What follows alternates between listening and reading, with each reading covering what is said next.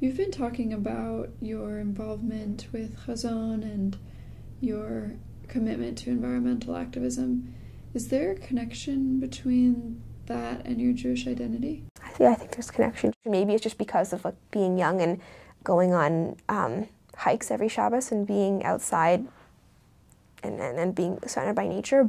It also comes from respect for that value of respect for human beings and other people, that I think it's a respect for what's around us as well. The fact that Jews make a distinction when blessing food between whether or not it's grown in the ground, whether or not it's grown in a tree, and whether or not its wheat is a different thing, or whether or not it's grown in on a vine. There are so many distinctions amongst food that it's given Jews more of a awareness of where things come from.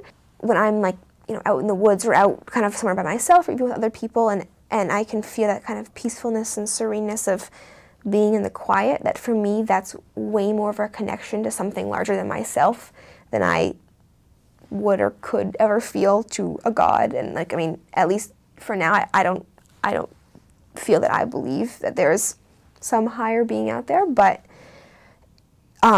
being outdoors and appreciating my surroundings is something that gives me a feeling of being part of something larger than myself, and especially biking and just, I don't know, for that feeling of kind of the power of your body, but connected to nature and the environment. And for me also, because biking has been such a way to raise money and raise awareness for Hazon and for environmentalism, I guess that's where that connection is there as well.